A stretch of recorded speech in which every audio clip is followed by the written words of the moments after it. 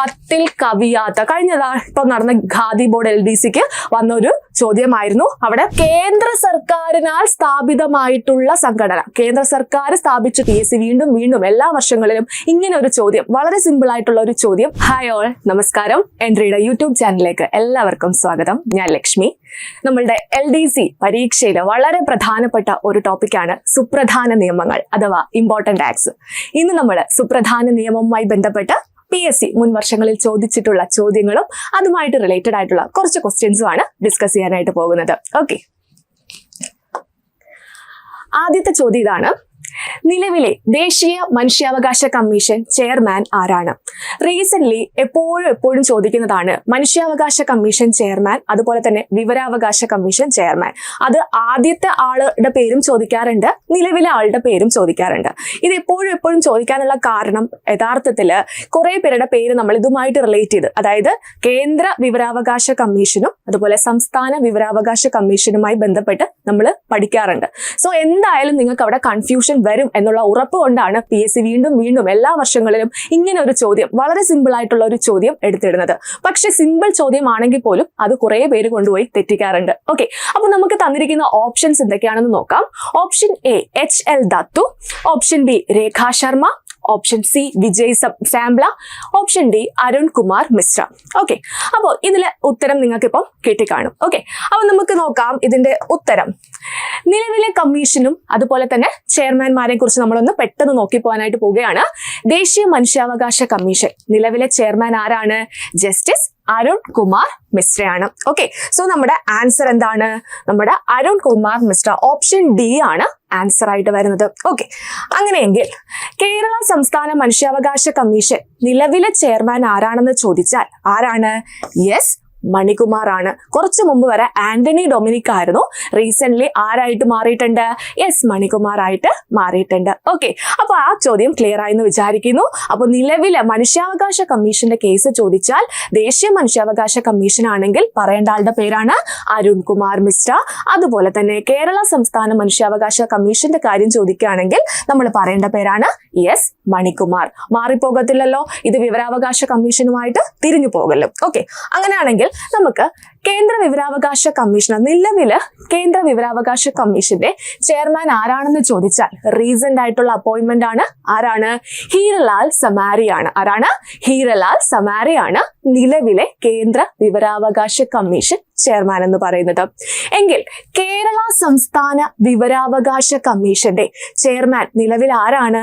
അത് വിശ്വാസ് മേത്തയാണ്. സോ ഈ പേരുകൾ, ഈ 4 പേരുകൾ നിങ്ങൾ എന്ത് ചെയ്യുക?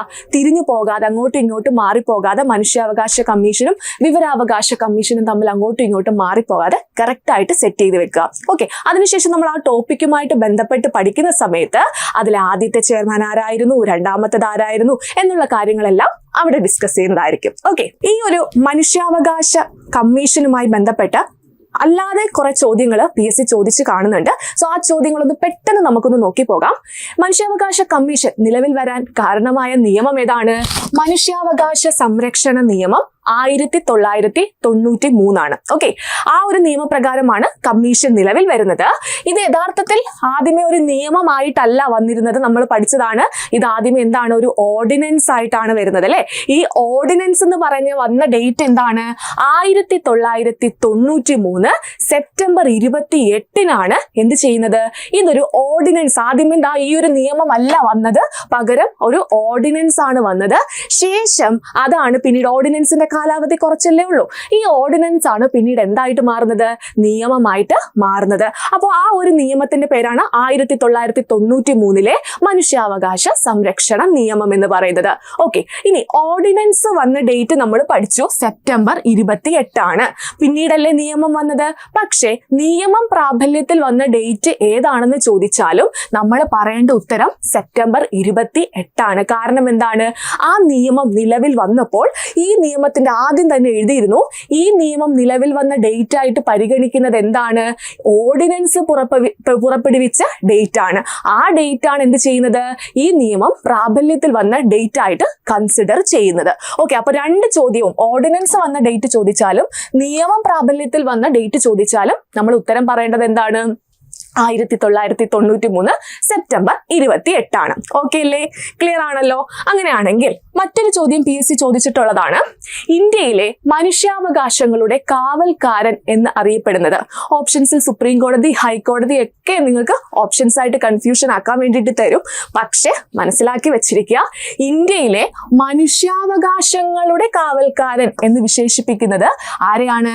ദേശീയ മനുഷ്യാവകാശ കമ്മീഷനെയാണ്. ആരെയാണ്? ദേശീയ മനുഷ്യാവകാശ കമ്മീഷനെയാണ് ഇന്ത്യയിലെ മനുഷ്യാവകാശങ്ങളുടെ കാവൽക്കാരൻ എന്ന് വിശേഷിപ്പിക്കുന്നത്. ഓക്കെ, ഇനി ഓർഡിനൻസ് വന്നു എന്ന് പറഞ്ഞു, നിയമവും പ്രാബല്യത്തിൽ വന്നു എന്ന് പറഞ്ഞു അല്ലെ? എങ്കിൽ ഈ ഓർഡിനൻസ് പ്രകാരം തന്നെ എന്ത് രൂപീകരിച്ചായിരുന്നു? ആദ്യമേ തന്നെ കമ്മീഷൻ എന്ന് രൂപീകരിച്ചിട്ടുണ്ടായിരുന്നു. ഓക്കെ, അങ്ങനെയാണെങ്കിൽ കമ്മീഷൻ നിലവിൽ വന്ന ഡേറ്റ് നമ്മളോട് ചോദിക്കുകയാണെങ്കിൽ ഉത്തരം പറയേണ്ടത് എന്താണ്? 1993 ഒക്ടോബർ 12. ഓക്കെ, കമ്മീഷൻ, മനുഷ്യാവകാശ കമ്മീഷൻ നിലവിൽ വന്ന ഡേറ്റ് എന്താണ്? 1993 ഒക്ടോബർ 12. ഓക്കെ, ഇനി ഇവിടുത്തെ ഈ ഒരു അംഗങ്ങളുമായി ബന്ധപ്പെട്ട ക്വസ്റ്റ്യൻസും ചോദിച്ച് കാണുന്നുണ്ട്. അവിടെ നിങ്ങൾക്ക് അവിടെ കൺഫ്യൂഷൻ വരുമെന്നുള്ള ധൈര്യത്തിലാണ് PSC എന്ത് ചെയ്യുന്നത്? ആ ക്വസ്റ്റ്യനും ചോദിക്കുന്നത്. അപ്പോൾ മനസ്സിലാക്കി വെച്ചിരിക്കുക, മനുഷ്യാവകാശ കമ്മീഷന്റെ കേസിൽ ഒരു ചെയർപേഴ്സണും 5 സ്ഥിര അംഗങ്ങളുമാണ് ഉള്ളത്. എന്താണ്? ഒരു ചെയർപേഴ്സണും ഉണ്ട്, 5 സ്ഥിര അംഗങ്ങളും ഉണ്ട്. എന്നാൽ ഈ ഒരു ടോപ്പിക്കിൽ, ഈ ഒരു അംഗങ്ങളുടെ കാര്യത്തിൽ നിന്നല്ല ചോദ്യങ്ങൾ വരുന്നത്. നമ്മൾ അടുത്തതായിട്ട് നോക്കുന്ന 7 എക്സ് ഒഫീഷ്യോ അംഗങ്ങളുമായി ബന്ധപ്പെട്ടാണ്. ഓക്കെ, അപ്പൊ സ്ഥിര അംഗങ്ങൾ 5 പേരുണ്ട്, ഒരു ചെയർമാനും ഉണ്ടെന്ന് പറഞ്ഞു. അതുകൂടാതെ തന്നെ ഇവിടെ ആരുണ്ട്? 7 എക്സ് ഒഫീഷ്യോ അംഗങ്ങളുണ്ട്.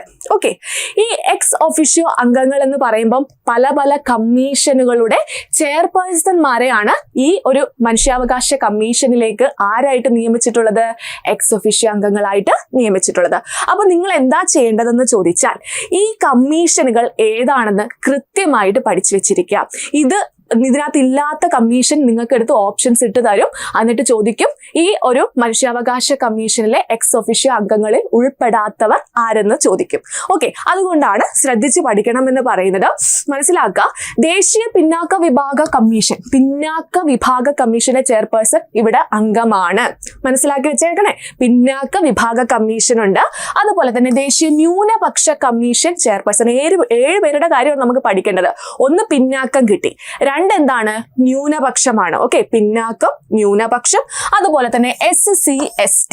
ഓക്കെ, ദേശീയ പട്ടികജാതി കമ്മീഷൻ, ദേശീയ പട്ടികവർഗ കമ്മീഷൻ. 4 ഒന്ന് പെട്ടെന്ന് പറഞ്ഞേ. ഏതൊക്കെയാണ്? പിന്നാക്ക വിഭാഗം, ന്യൂനപക്ഷം, SC ST. പിന്നാക്ക വിഭാഗം, ന്യൂനപക്ഷം, SC ST. അത് 4 പേരുടെ കഴിഞ്ഞാൽ അടുത്തതായിട്ട് ബാക്കി 3 പേരുടെ കൂടെ പഠിക്കാലോ. ഏതൊക്കെയാണ്? ബാലാവകാശ സംരക്ഷണ കമ്മീഷൻ ചെയർപേഴ്സൺ, ദേശീയ ബാലാവകാശ സംരക്ഷണ കമ്മീഷൻ ചെയർപേഴ്സൺ ഉണ്ട്. അതുപോലെ തന്നെ ദേശീയ വനിതാ കമ്മീഷൻ ചെയർപേഴ്സൺ, ദേശീയ വനിതാ കമ്മീഷൻ ചെയർപേഴ്സൺ ഉണ്ട്. പിന്നെ ഭിന്നശേഷി കമ്മീഷന്റെ ചെയർപേഴ്സൺ എന്നല്ല നമ്മൾ അവിടെ പറയുന്നത്, അവിടെ ചീഫ് കമ്മീഷണർ എന്നാണ് പറയുന്നത്. ഓക്കെ, അപ്പൊ ആ 7 പേരുടെ കാര്യങ്ങളൊന്ന് പറഞ്ഞേ. പിന്നാക്ക വിഭാഗം, ന്യൂനപക്ഷം, SC ST. പിന്നെ കുട്ടികളെയും വനിതയെ ഓർക്കുക.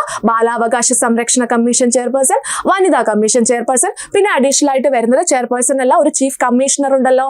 ആരാണ്? അത് ഭിന്നശേഷി കമ്മീഷന്റെ ചീഫ് കമ്മീഷണർ ആണ്. ഓക്കെ, അപ്പോൾ മനുഷ്യാവകാശ കമ്മീഷനുമായി ബന്ധപ്പെട്ട ഇത്രയും ക്വസ്റ്റ്യൻസ് നിങ്ങൾ ക്ലിയർ ആയിട്ട് പഠിച്ചു വെച്ചിരിക്കുക.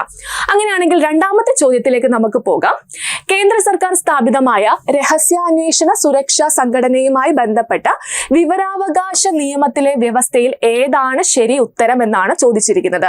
ഓക്കെ, നോക്കൂ, വിവരാവകാശ കമ്മീഷനുമായി എന്താണ് ചോദിച്ചിരിക്കുന്നത്? 4 സ്റ്റേറ്റ്മെന്റ്സ് തന്നിട്ടുണ്ട്. അതിൽ ആദ്യത്തെ സ്റ്റേറ്റ്മെന്റ് വിവരാവകാശ നിയമം ബാധകമാണ്. രഹസ്യാന്വേഷണ സുരക്ഷാ സംഘടനയുമായിട്ടൊക്കെ ബന്ധപ്പെട്ട് അവർക്ക് വിവരാവകാശ നിയമം ബാധകമാണെന്ന് പറയുന്നു. രണ്ടാമത്തെ ഓപ്ഷൻസ് പറയുന്നു അഴിമതി ആരോപണങ്ങളും മനുഷ്യാവകാശ ലംഘനങ്ങളും സംബന്ധിച്ച വിവരങ്ങൾക്ക് നിയമം ബാധകമാണെന്ന്. മൂന്നാമത്തെ പറയുന്നു മനുഷ്യാവകാശ ലംഘനങ്ങൾ സംബന്ധിച്ച വിവരങ്ങൾക്ക് മാത്രം വിവരാവകാശ നിയമം ബാധകമാണ്. നാലാമത്തെ ഓപ്ഷൻ ആണെന്ത്? വിവരാവകാശ നിയമം ബാധകമല്ല. നമ്മൾ ഈ നിയമം പഠിച്ച സമയത്ത് ഇങ്ങനെ ഒരു കാര്യം നിങ്ങൾ കേൾക്കും, നിങ്ങൾ എന്നിട്ട് ഓടിപ്പോയി എന്ത് ചെയ്യും? ഓപ്ഷൻ ഡി ആണ് ആൻസർ എന്നും പറഞ്ഞ് ആൻസർ എഴുതി വെക്കും. അപ്പൊ നമ്മൾ ശ്രദ്ധിച്ച് മനസ്സിലാക്കേണ്ടുന്ന ഒരു കാര്യം എന്ന് പറയുന്നത്, ചോദ്യം എങ്ങനെയാണ്, കേന്ദ്ര സർക്കാർ സ്ഥാപിതമായിട്ടുള്ള രഹസ്യാന്വേഷണ സുരക്ഷാ സംഘടനകളുമായി ബന്ധപ്പെട്ട ഒരു കാര്യമാണ് നമ്മളടുത്ത് ചോദിച്ചിരിക്കുന്നത്. അവിടെ നമ്മൾ ഓർക്കേണ്ടത് ഏതാണ്, സെക്ഷൻ 24 സെക്ഷൻ 24 എന്ത് പറയുന്നു, ചില സംഘടനകൾക്ക് ആക്ട് ബാധകമാകുന്നതല്ല എന്ന് പറയുന്ന സെക്ഷനാണ് ഏത്, സെക്ഷൻ 24 എന്ന് പറയുന്നത്. അതായത് ഈ ആക്ടിൽ എന്തൊക്കെ തന്നെ പറഞ്ഞിരുന്നാലും കേന്ദ്ര സർക്കാരിനാൽ സ്ഥാപിതമായിട്ടുള്ള സംഘടന, കേന്ദ്ര സർക്കാർ സ്ഥാപിച്ചിട്ടുള്ള ഒരു സംഘടനയിലും പോയിട്ട് നമുക്ക് വിവരാവകാശം ചോദിക്കാൻ അല്ലെങ്കിൽ വിവരം തേടാനായിട്ട് സാധിക്കത്തില്ല. മാത്രമല്ല രണ്ടാം പട്ടിക, നമുക്കറിയാം 2 ഷെഡ്യൂളാണ് വിവരാവകാശ നിയമത്തിലുള്ളത്. ആദ്യത്തെ ഷെഡ്യൂളിൽ സത്യപ്രതിജ്ഞയാണ്, രണ്ടാമത്തെ പട്ടികയിൽ എന്താണ് പറഞ്ഞിട്ടുള്ള, രഹസ്യാന്വേഷണ സുരക്ഷാ സംഘടനകൾ ഏതൊക്കെയാണെന്നാണ് പറഞ്ഞിട്ടുള്ളത്. സോ അവരുടെ കേസിലും നമുക്ക് എന്ത് ചെയ്യാൻ പറ്റത്തില്ല, ഈ ഒരു നിയമം ബാധകമല്ല, അവിടെ പോയി വിവരാവകാശം തേടാനായിട്ട് സാധിക്കത്തില്ല. പക്ഷേ അവിടെ ഒരു കണ്ടീഷൻ അവിടെ പ്രത്യേകമായിട്ട് എടുത്ത് പറയുന്നുണ്ട്. കുറെ പേര് ഇത് മാത്രം പഠിച്ചിട്ട് പോയി ഓപ്ഷൻ ഡി ആൻസർ ആയിട്ട് എഴുതി വെക്കും. പക്ഷെ ഒരു കാര്യം മനസ്സിലാക്കി വെച്ചിരിക്കുക, എന്നാൽ അഴിമതി ആരോപണങ്ങളെയും മനുഷ്യാവകാശ ലംഘനങ്ങളെയും സംബന്ധിച്ച ഈ ഒരു സ്ഥാപനങ്ങളുടെ കേസിൽ എന്തെങ്കിലും അഴിമതി ആരോപണമോ അതുപോലെ തന്നെ മനുഷ്യാവകാശ ലംഘനമോ ഉണ്ടാവുകയാണെങ്കിൽ എന്ത് ചെയ്യാം, നമുക്ക് അവിടെ പോയി വിവരാവകാശ അപേക്ഷ സമർപ്പിച്ച് വിവരങ്ങൾ തേടാനായിട്ട് സാധിക്കും. അതുപോലെ മാത്രമല്ല, അങ്ങനെ ഒരു മനുഷ്യാവകാശ ലംഘനവുമായി ബന്ധപ്പെട്ട ആരോപണം ഉണ്ടാവുകയാണെങ്കിൽ അതെന്ത് ചെയ്യണം, ആദ്യമേ കേന്ദ്ര ഇൻഫർമേഷൻ കമ്മീഷന്റെ അംഗീകാരത്തോടു കൂടി മാത്രമേ ആ വിവരം നമുക്ക് നൽകാനായിട്ട് സാധിക്കുകയുള്ളൂ.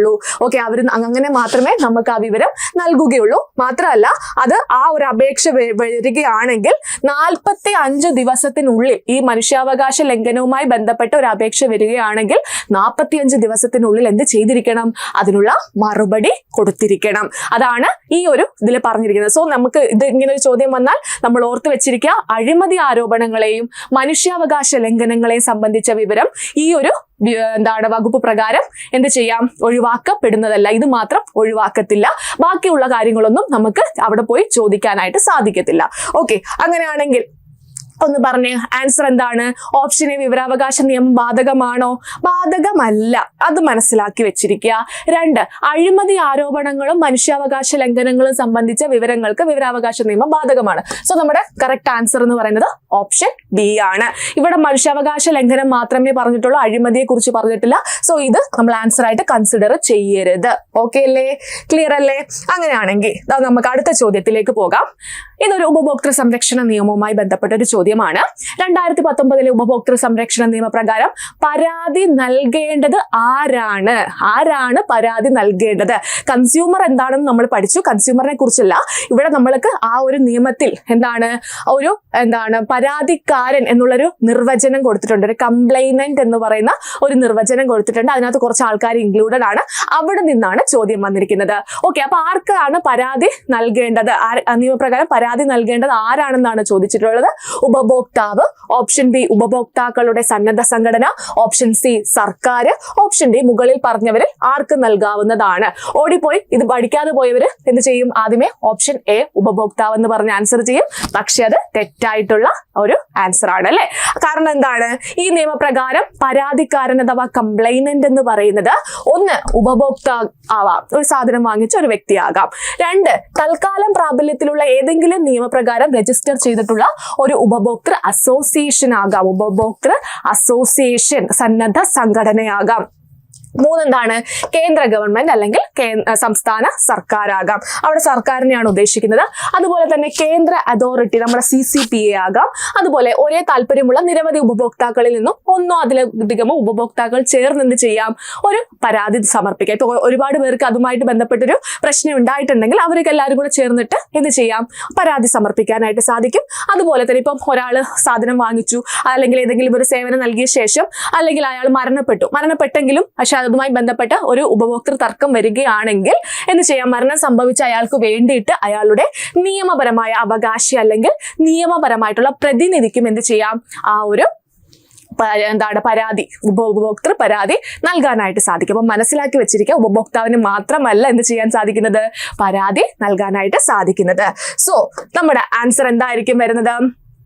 എന്താണ് ഓപ്ഷൻ ഡി, മുകളിൽ പറഞ്ഞവരിൽ ആർക്കും നൽകാവുന്നതാണ്. ഓക്കെ, ഇപ്പം ഈ പറഞ്ഞ കേസിൽ ആൾക്കാർക്ക് ആർക്ക് വേണമെങ്കിലും എന്ത് ചെയ്യാം, ആ ഒരു പരാതി നൽകാനായിട്ട് സാധിക്കും. ഓക്കെ, അതുപോലെ ഒരു കണ്ടീഷൻ കൂടിയുണ്ട്. ഇപ്പം ഒരു കുട്ടിയാണ് ഒരു സാധനം വാങ്ങിച്ചത്, 18 വയസ്സ് തികയാത്തൊരു കുട്ടിയാണ് ഈ ഒരു സാധനം വാങ്ങിച്ച് അല്ലെങ്കിൽ സേവനം നേടിയിട്ട് എന്തെങ്കിലും പ്രശ്നം ഉണ്ടായതെങ്കിൽ ആ കുട്ടിക്ക് വേണ്ടി അവരുടെ മാതാപിതാക്കൾക്കും രക്ഷിതാവിനും എന്ത് ചെയ്യാം, പരാതി സമർപ്പിക്കാനായിട്ട് സാധിക്കുന്നു. അടുത്തൊരു ചോദ്യം നോക്കിക്കേ. 1989 പട്ടികജാതി പട്ടികവർഗ അതിക്രമങ്ങൾ തടയൽ നിയമത്തിന്റെ പ്രധാന ലക്ഷ്യം എന്താണെന്നാണ് ചോദിച്ചിരിക്കുന്നത്. ആ ഒരു എന്താണ് പേരിൽ തന്നെ കാര്യങ്ങളുണ്ട്. എന്താണ് പട്ടികജാതി പട്ടികവർഗ SC ST-കാർക്കെതിരായിട്ടുള്ള അതിക്രമങ്ങൾ തടയുന്നതിന് വേണ്ടിയിട്ടുള്ള ഒരു നിയമമാണ് ഈ ഒരു നിയമം എന്ന് പറയുന്നത്. ഓപ്ഷൻ എ പറയുന്നു പട്ടികജാതി പട്ടികവർഗ വിഭാഗത്തിൽപ്പെട്ടവർക്കെതിരെയുള്ള കുറ്റകൃത്യങ്ങൾ തടയുക. ഓപ്ഷൻ ബി പട്ടികജാതി പട്ടികവർഗ വിഭാഗത്തിൽപ്പെട്ടവർക്കെതിരെയുള്ള കുറ്റകൃത്യങ്ങൾക്ക് പ്രത്യേക കോടതി എന്ത് ചെയ്യുക, സ്ഥാപിക്കുക. അതുപോലെ തന്നെ ഓപ്ഷൻ സി പറയുന്നു പട്ടികജാതി പട്ടികവർഗ വിഭാഗത്തിൽ ഇരയാക്കപ്പെട്ടവരുടെ പുനരധിവാസം സാധ്യമാക്കുക. ഓപ്ഷൻ ഡി എന്താണ്, മുകളിൽ പറഞ്ഞവ എല്ലാം. അപ്പോൾ ഈ ഒരു നിയമം വഴി എന്താ ചെയ്യുന്നത്, ഈ പറഞ്ഞ കാര്യങ്ങൾക്കെല്ലാം അതായത് ഒരു പ്രത്യേക കോടതികൾ സ്ഥാപിക്കുന്നുണ്ട് SC ST-കാർക്ക് വേണ്ടിയിട്ട്. അതുപോലെ തന്നെ അവർക്ക് എന്തെങ്കിലും അതിക്രമങ്ങൾ വരികയാണെങ്കിലൊക്കെ അവർക്ക് എന്ത് ചെയ്യുന്നുണ്ട്, പുനരധിവാസം സാധ്യമാക്കുന്നുണ്ട്, അതിക്രമങ്ങൾ തടയുന്നുണ്ട് അല്ലെ. അപ്പോൾ നമ്മളുടെ ആൻസർ എന്ന് പറയുന്നത് എന്താണ്, മുകളിൽ പറഞ്ഞവയെല്ലാമാണ്. ഓക്കെ, ഓപ്ഷൻ ഡി ആണ് അതിനുള്ള ആൻസർ എന്ന് പറയുന്നത്. നെക്സ്റ്റ് ക്വസ്റ്റ്യൻ എന്താണ്, 2005 ഗാർഹിക പീഡനത്തിൽ നിന്നുള്ള സ്ത്രീ സംരക്ഷണ നിയമപ്രകാരം അഥവാ ഡൊമസ്റ്റിക് ഇൻസിഡന്റ്, ആ ഒരു ഡൊമസ്റ്റിക് വയലൻസ് ആക്ട് ഉണ്ടല്ലോ സ്ത്രീകൾക്കെതിരായിട്ടുള്ള, ആ ഒരു ഗാർഹിക സംഭവങ്ങളുടെ റിപ്പോർട്ട് DIR അഥവാ ആ ഒരു FIR എന്നല്ല നമ്മൾ അവിടെ പറയുന്നത് DIR, ഡൊമസ്റ്റിക് ഇൻസിഡന്റുമായിട്ട് ബന്ധപ്പെട്ട റിപ്പോർട്ടിനെ നമ്മൾ DIR റിപ്പോർട്ട് എന്നാണ് പറയുന്നത്. FIRന്റെ സെയിം സാധനം ഈ ഒരു കേസിൽ വരുമ്പോൾ അത് DIR ആകുന്നു. ഓക്കെ, അപ്പൊ അത് ഫയൽ ചെയ്യേണ്ടത് ആരെന്നാണ് ചോദിച്ചിരിക്കുന്നത്. ആരാണ് DIR ഫയൽ ചെയ്യുന്നത് എന്നാണ് ചോദിച്ചിരിക്കുന്നത്. ഓപ്ഷൻ എ ബാധിക്കപ്പെട്ട സ്ത്രീ ആണോ പോയി ആ ഒരു ഫയൽ ചെയ്യുന്നത്, DIR റിപ്പോർട്ട് തയ്യാറാക്കുന്നത്? അല്ല. വക്കീലാണോ DIR റിപ്പോർട്ട് തയ്യാറാക്കുന്നത്? നമ്മളിപ്പോൾ സാധാരണ കേസുമായി ബന്ധപ്പെട്ട് പോകുമ്പോൾ FIR തയ്യാറാക്കുന്നത് പോലീസുകാരനായിരിക്കും അല്ലെ. അത് നമ്മൾ സാധാരണ ഒരു സ്റ്റേഷനിൽ പോയി കംപ്ലൈന്റ് കൊടുക്കുമ്പോൾ അതിന്റെ FIR തയ്യാറാക്കുന്നത് ആരായിരിക്കും, പോലീസ് ആയിരിക്കും. പക്ഷെ DIRന്റെ കേസിൽ ബാധിക്കപ്പെട്ട സ്ത്രീയാണോ, വക്കീലാണോ, സംരക്ഷണ ഉദ്യോഗസ്ഥനാണോ, ജില്ലാ കളക്ടർ ആണോ എന്ന് ചോദിച്ചാൽ നമ്മളുടെ ഈ ഒരു നിയമപ്രകാരം ഒരു പോസ്റ്റ് വരുന്നുണ്ട്. എന്താണ്, പ്രൊട്ടക്ഷൻ ഓഫീസർ അല്ലെ, സംരക്ഷണ ഉദ്യോഗസ്ഥൻ എന്ന് പറയുന്ന ഒരു പോസ്റ്റ് വരുന്നുണ്ട്. അദ്ദേഹമാണ് നമ്മൾ ആ ഒരു നിയമം പഠിക്കുമ്പോൾ നമ്മളിവിടെ ആ ഒരു പോസ്റ്റുമായി ബന്ധപ്പെട്ട കാര്യങ്ങൾ ഡീറ്റെയിൽ ആയിട്ട് പഠിക്കാം കേട്ടോ.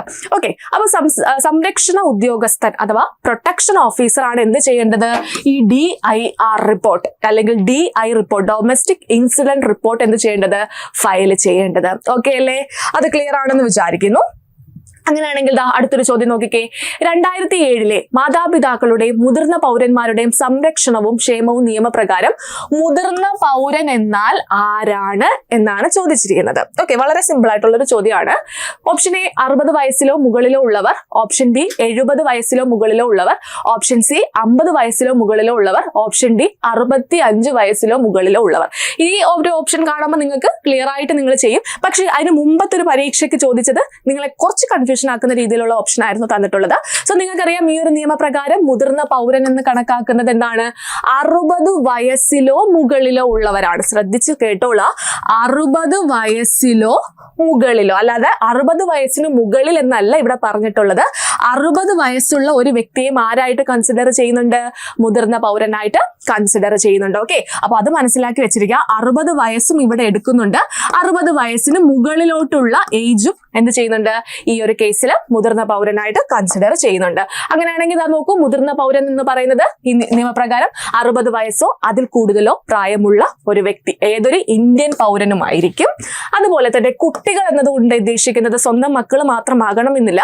മകനാകാം, മകളാകാം, ചെറുമകനാകാം, ചെറുമകളാകാം. പക്ഷെ അവിടെ ഒരു കണ്ടീഷൻ ഉണ്ട്. എന്താണ്, ഇവർ പ്രായപൂർത്തിയായവരായിരിക്കണം. ചെറുമകനാണ്, ചെറുമകളാണെന്ന് പറഞ്ഞ് അവർ കൊച്ചുകുട്ടികളെ നമുക്കിവിടെ എന്ത് ചെയ്യാൻ പറ്റത്തില്ല, ഈ ഒരു നിയമപ്രകാരം കുട്ടി എന്ന് കൺസിഡർ ചെയ്യാൻ പറ്റത്തില്ല, കുട്ടികൾ എന്ന് കൺസിഡർ ചെയ്യാൻ പറ്റത്തില്ല. അവര് പ്രായപൂർത്തിയായവരായിരിക്കണം. മാത്രമല്ല ബന്ധു, ഇപ്പൊ മുതിർന്ന പൗരന്റെ കേസിൽ നമ്മുടെ മാതാപിതാക്കളുടെ സംരക്ഷണം വരുമ്പോൾ കുട്ടികൾ വരുന്നു. മുതിർന്ന പൗരന്റെ കേസിൽ ഇപ്പൊ മക്കളില്ലാത്ത ഒരാളാണെങ്കിൽ അവിടെ ബന്ധു എന്ന വാക്ക് അവിടെ വരുന്നുണ്ട്. ആ ബന്ധു എന്നതുകൊണ്ട് ഉദ്ദേശിക്കുന്നത് ആരെയാണ്, കുട്ടികളില്ലാത്ത മുതിർന്ന പൗരന്റെ മരണശേഷം ആ വ്യക്തിയുടെ സ്വത്ത് ആരിലോട്ടാണോ പോകുന്നത് ആ വ്യക്തി, അതായത് നിയമപരമായിട്ടുള്ള അയാളുടെ അനന്തരാവകാശി, അയാളെയാണ് ഇവിടെ എന്ത് ചെയ്യുന്നത്, ബന്ധു എന്നുള്ള വാക്കുകൊണ്ട് ഈ ഒരു നിയമത്തിൽ ഉദ്ദേശിക്കുന്നത്. മനസ്സിലായോ? ഇത്രയും കാര്യങ്ങൾ ക്ലിയർ ആണോ? ഓക്കെ, അങ്ങനെയാണെങ്കിൽ അടുത്തൊരു ചോദ്യം നോക്കിക്കേ. സംസ്ഥാന വിവരാവകാശ കമ്മീഷണറുടെ നിയമനത്തിൽ പങ്കുവഹിക്കുന്നത് ആരാണ്? ഇത് ഒരുപാട് പേര് കൊണ്ട് തെറ്റിച്ചു വെക്കുന്നതാണ്. കുറെ പേർക്ക് സംസ്ഥാന വിവരാവകാശ കമ്മീഷനും അതുപോലെ തന്നെ ദേശീയ വിവരാവകാശ കമ്മീഷനും തമ്മിൽ അങ്ങോട്ടും ഇങ്ങോട്ടും കുറെ പേർക്ക് കൺഫ്യൂഷൻ വരുന്ന ഒരു കേസാണ് അല്ലെ. സോ ഇവിടെ നമ്മൾ മനസ്സിലാക്കി വെച്ചിരിക്കുക, നമ്മൾ പഠിക്കുന്നത് എന്തിനെ കുറിച്ചിട്ടാണ്? സംസ്ഥാന വിവരാവകാശ കമ്മീഷന്റെ കേസിലാണ്. ആ ഒരു കേസില് നിയമനത്തിൽ പങ്കുവഹിക്കാത്തത് ആരെന്നാണ് ചോദിച്ചിട്ടുള്ളത്. ഓക്കെ, അപ്പൊ ഗവർണർ തന്നിട്ടുണ്ട്, മുഖ്യമന്ത്രി തന്നിട്ടുണ്ട്, ഹൈക്കോടതി ചീഫ് ജസ്റ്റിസ് തന്നിട്ടുണ്ട്, ക്യാബിനറ്റ് മന്ത്രി തന്നിട്ടുണ്ട്. ഓക്കെ, അപ്പൊ നിങ്ങൾക്ക് ഇത് കാണുമ്പോൾ നിങ്ങൾക്ക് ഒരു ചെറിയൊരു ഐഡിയ കിട്ടിക്കാണും. എങ്കിലും നമ്മളുടെ നിയമത്തിൽ എന്താണ് പറയുന്നതെന്ന് നോക്കുക. സംസ്ഥാന ചീഫ് ഇൻഫർമേഷൻ കമ്മീഷണറെയും സംസ്ഥാന ഇൻഫർമേഷൻ കമ്മീഷണർമാരെയും ആരാ നിയമിക്കുന്നത്? ഗവർണർ ആണ് നിയമിക്കുന്നത്. അതാണ് ഗവർണർ നിയമിക്കേണ്ടതാണ്. ഓക്കെ, അവിടെ അപ്പൊ നിയമനത്തിൽ ആർക്ക് പങ്കുണ്ട്? ഗവർണർക്ക് പങ്കുണ്ട് അല്ലെ. അത് മാത്രമല്ല, അവിടെ ആ ഒരു സെലക്ഷൻ കമ്മിറ്റിയിൽ ആരുണ്ടാകും? മുഖ്യമന്ത്രി ഉണ്ടാകും. മുഖ്യമന്ത്രിയാണ് അവിടുത്തെ അധ്യക്ഷൻ. ആ ഒരു സെലക്ഷൻ കമ്മിറ്റിയുടെ അധ്യക്ഷൻ ആരാണ്? മുഖ്യമന്ത്രിയാണ്. അതുപോലെ തന്നെ നിയമസഭയിലെ പ്രതിപക്ഷ നേതാവ് ഉണ്ടായിരിക്കും. മാത്രമല്ല, മുഖ്യമന്ത്രി നാമനിർദ്ദേശം ചെയ്യുന്ന ഒരു ക്യാബിനറ്റ് മന്ത്രിയും ഈ ഒരു സെലക്ഷൻ കമ്മിറ്റിയിലുണ്ട്. അപ്പൊ പങ്കുവഹിക്കുന്നവരുടെ പേരെന്ന് പറഞ്ഞേ, ഗവർണർ ഉണ്ട്, മുഖ്യമന്ത്രി ഉണ്ട്, നിയമസഭയിലെ പ്രതിപക്ഷ നേതാവുണ്ട്, അതുപോലെ തന്നെ മുഖ്യമന്ത്രി നാമനിർദ്ദേശം ചെയ്യുന്ന ഒരു ക്യാബിനറ്റ് മന്ത്രിയുമുണ്ട്. സോ നമ്മുടെ ആൻസർ വരുന്നത് എന്തായിരിക്കും? ഗവർണർ ഉണ്ടെന്ന് പറഞ്ഞു, മുഖ്യമന്ത്രി ഉണ്ടെന്ന് പറഞ്ഞു, ക്യാബിനറ്റ് മന്ത്രി ഉണ്ടെന്ന് പറഞ്ഞു അല്ലെ. അപ്പൊ ഇതിനകത്ത് ഓപ്ഷനിൽ വരാത്തത് ആരാണ്? ഹൈക്കോടതി ചീഫ് ജസ്റ്റിസ് ആണ്. ഓക്കെ അല്ലേ? ക്ലിയർ അല്ലേ? മനസ്സിലായോ? അങ്ങനെയാണെങ്കിൽ കേന്ദ്ര ഇൻഫർമേഷൻ കമ്മീഷന്റെ കേസിൽ, കേന്ദ്രത്തിന്റെ കേസ്, നമ്മൾ സംസ്ഥാനത്തിന്റെ കേസിൽ പറഞ്ഞു. ഇനി കേന്ദ്രത്തിന്റെ കേസിൽ ആരൊക്കെയാണ് വരുന്നതെന്ന് ചോദിച്ചാൽ ആരാണ്? ചീഫ് ഇൻഫർമേഷൻ കമ്മീഷണറെയും ഇൻഫർമേഷൻ കമ്മീഷണർമാരെയും നിയമിക്കുന്നത് പ്രധാനമന്ത്രി. ഓക്കെ, ആ കമ്മിറ്റിയിൽ ആരുണ്ട്? പ്രധാനമന്ത്രി ഉണ്ട്. പ്രധാനമന്ത്രി ആയിരിക്കും ആ ഒരു കമ്മിറ്റിയുടെ അധ്യക്ഷൻ എന്ന് പറയുന്നത്. പിന്നെ ലോക്സഭയുടെ പ്രതിപക്ഷ നേതാവുണ്ട്. പ്രധാനമന്ത്രി നാമനിർദ്ദേശം ചെയ്യുന്ന ഒരു ക്യാബിനറ്റ് മന്ത്രിയും ഉണ്ടായിരിക്കും. ഓക്കെ, സെയിം അതിന്റെ കേസിൽ മുഖ്യമന്ത്രിക്ക് പകരം ഇവിടെ പ്രധാനമന്ത്രി. അതുപോലെ നിയമസഭയിലെ പ്രതിപക്ഷ നേതാവിന് പകരം ഇവിടെ ആരാണ്? ലോക്സഭയിലെ പ്രതിപക്ഷ നേതാവ്. അവിടെ മുഖ്യമന്ത്രി നാമനിർദ്ദേശം ചെയ്യുന്ന ക്യാബിനറ്റ് മന്ത്രിയായിരുന്നു, അല്ലെങ്കിൽ ഇവിടെ പ്രധാനമന്ത്രി നാമനിർദ്ദേശം ചെയ്യുന്ന ഒരു കേന്ദ്ര ക്യാബിനറ്റ് മന്ത്രിയായിരിക്കും. അവരുടെ ശുപാർശയിൽ മേൽ ആരായിരിക്കും നിയമിക്കുന്നത്? രാഷ്ട്രപതി ആയിരിക്കും നിയമിക്കുന്നത്. മറ്റേടത്ത് ആരായിരുന്നു നിയമിച്ചത്? അത് ഗവർണർ ആയിരുന്നു. ഓക്കെ, അപ്പൊ ഇവിടെ വേറൊരു കാര്യം ഓർക്കേണ്ടത്, ഈ ഒരു കമ്മീഷനിൽ ദേശീയ വിവരാവകാശ കമ്മീഷൻ ആയിക്കോട്ടെ, സംസ്ഥാന വിവരാവകാശ കമ്മീഷൻ ആയിക്കോട്ടെ, ഈ ഒരു ചോദ്യം 10ൽ കവിയാത്ത, ഇപ്പൊ നടന്ന ഖാദി ബോർഡ് LDCക്ക് വന്നൊരു ചോദ്യമായിരുന്നു. അവിടെ 10ൽ കൂടാത്ത അല്ലെങ്കിൽ 10ൽ കുറയാത്ത എന്നുള്ള രീതിയിൽ കൺഫ്യൂഷൻ ആക്കുന്ന രീതിയിൽ ചോദ്യം വന്നിരുന്നു. അവിടെ 10ൽ കവിയാത്ത എന്നാണ് നമ്മൾ മനസ്സിലാക്കി വെക്കേണ്ടത്. അതായത് 10ൽ കൂടാൻ പാടില്ല, 10 കവിയാൻ പാടില്ല. ഓക്കെ, മാക്സിമം 10നുള്ളിൽ തന്നെ നിൽക്കണം. അത് നിങ്ങളുടെ മനസ്സിലതൊന്ന് ക്ലിയർ ആക്കി വച്ചേക്കുക. ഓക്കെ അല്ലേ? അപ്പോ ഇത്രയും കാര്യങ്ങളാണ് നമുക്ക് സുപ്രധാന നിയമവുമായി ബന്ധപ്പെട്ട് ഒരു പരീക്ഷയിൽ ചോദിച്ച ചോദ്യങ്ങളാണ്. ഓക്കെ, ബാക്കി ഇനിയും നമുക്ക് ഒരുപാട് ക്വസ്റ്റ്യൻ പേപ്പേഴ്സ് വർക്ക്ഔട്ട് ചെയ്യാനുണ്ട്. സോ ഈ ഒരു സുപ്രധാന നിയമവുമായി ബന്ധപ്പെട്ട് വളരെ സിമ്പിൾ ആയിട്ടുള്ള രീതിയിൽ നമ്മളുടെ ക്ലാസ്സസ് യൂട്യൂബിൽ ഉണ്ടായിരിക്കും. അപ്പോൾ ഈ ഒരു ടോപ്പിക്ക് നിങ്ങൾക്ക് നല്ലതുപോലെ പഠിച്ച് നമുക്ക് ആ ഒരു ടോപ്പിക്കിൽ നിന്ന് എത്ര മാർക്കിനാണോ ക്വസ്റ്റ്യൻ ചോദിക്കുന്നത്, 4, 5, 6 മാർക്കിന് ചോദിച്ചാലും നമ്മൾ ഫുൾ മാർക്കും സ്കോർ ചെയ്തിരിക്കും. ഓക്കെ അല്ലേ? അപ്പോൾ ഇതിൽ പറഞ്ഞ കാര്യങ്ങളിൽ കൺഫ്യൂഷൻ ഒന്നുമില്ലല്ലോ, ക്ലിയർ ആണല്ലോ? ഓക്കെ, അപ്പോൾ നമുക്കിനി അടുത്ത ക്ലാസ്സിൽ കാണാം. Thank you.